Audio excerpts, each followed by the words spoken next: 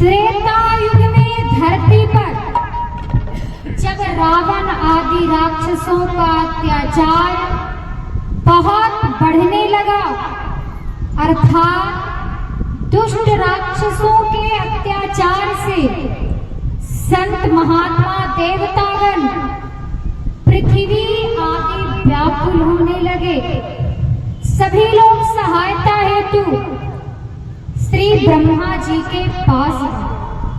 श्री ब्रह्मा जी ने सबों को भगवान विष्णु जी के पास जाकर प्रार्थना करने का सलाह दिया और कहा कि वे ही आप सबों की पीड़ा यानी विपत्ति का नाश करेंगे।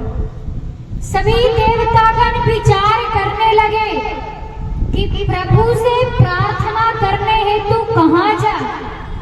कोई कहने लगे कि प्रभु श्री हरि वैकुंठपुरी में वास करते हैं, तो कोई कहने लगे कि प्रभु श्री हरि क्षीर समुद्र में शेषशैया पर निवास करते हैं। देवतागण दुविधा में पड़े और वे विचार कर सहायता हेतु श्री शिव जी के पास गए। तब श्री शिव जी ने भगवान विष्णु जी से मिलने का अत्यंत ही सरल उपाय बताया। जाके हृदय भगति जस प्रीति प्रभुतः प्रगट सदा सिया राम जय जय राम, राम सिया राम जय जय राम। तेहि समाज गिरिजा में रहे, अब सताई भजन राम सिया राम जय जय राम, राम सिया राम जय जय राम।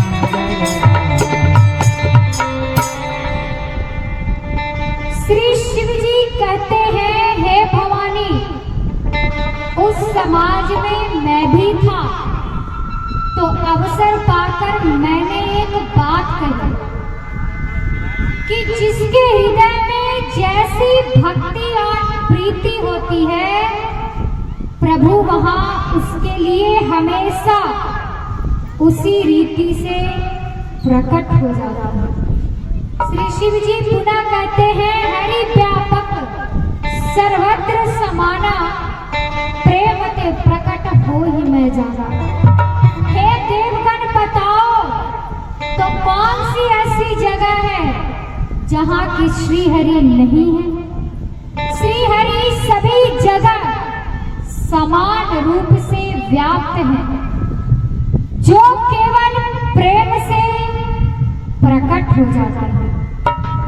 संस्कृत के नीति श्लोक में भी कहा गया है कि एको देव सर्वभूतेषु गुणः सर्वव्यापी सर्वभूतान्तरात्मा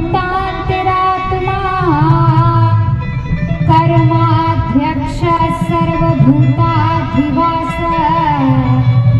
साक्षी चेता केवलो निर्गुणस्य।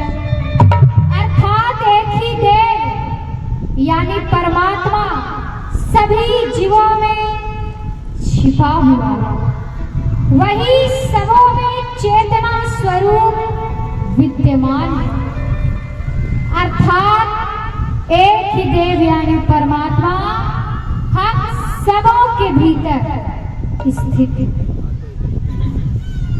और भगवान शिव जी की बात को सुनकर के ब्रह्मा जी प्रसन्न हो जाते हैं। तब धीर बुद्धि ब्रह्मा जी देवताओं के साथ हाथ जोड़कर भगवान श्री हरि की स्तुति करने लगे। आइए हम सभी मिलकर भगवान विष्णु की स्तुति करें। जय जय सूर्यनायक जन सुखदायक प्रणत काल भगवान, जय हितकारी जय असुरारी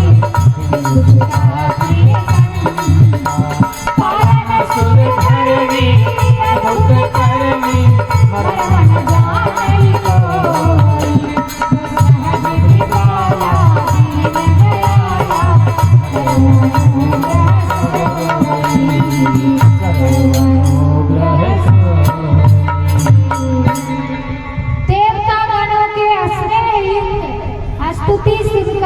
वचन सुनकर श्री हरि यानी भगवान विष्णु जी की गंभीर आकाशवाणी हुई।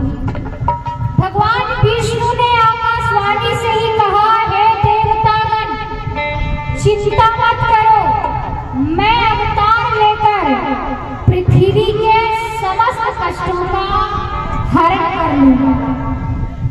मैं कश्यप ऋषि और उनकी पत्नी अदिति को पहले ही वर दे रखा हूं। वे ही अभी राजा दशरथ रानी कौशल्या के रूप में अयोध्या में राज कर रहे हैं। मैं उन्हीं के घर जाकर परम शक्ति सहित 4 भाइयों के रूप में अवतार लूंगा। नारद जी के वचनों को मैं सत्य करूंगा। श्री रामचरितमानस कथा के अनुसार विश्व मोहिनी स्वयंवर में नारद जी अपने आप को अपमानित महसूस करने पर भगवान विष्णु को यह अभिशाप दिया था कि आपको मनुष्य के रूप में धरती पर अवतार लेना होगा और स्त्री वियोग का दुख सहना होगा और उस दुख की घड़ी में बंदर ही आपकी सहायता करें। नारद जी के उक्त अभिशाप को प्रभु ने मुस्कुराते हुए स्वीकार किया। सभी देवतागण भगवान की वाणी अपने कानों से सुनकर आनंदित हुए। ब्रह्मा जी ने कहा, अब भगवान ने वचन दे दिया है कि वे अब अवतार लेंगे, इसीलिए आप सभी देवतागण वानर के रूप में धरती पर जाइए और प्रभु के चरणों की सेवा कीजिए। ब्रह्मा जी के आज्ञानुसार सभी देवतागण वानर का रूप धारण कर धरती पर आए। प्रभु की कृपा से उनमें अपार बल और प्रताप था। वे सभी वानर रूपी देवतागण पर्वतों और जंगलों में जहां तहां जाकर रहने लगे और प्रभु श्री हरि जी के अवतार लेने की प्रतीक्षा करते थे।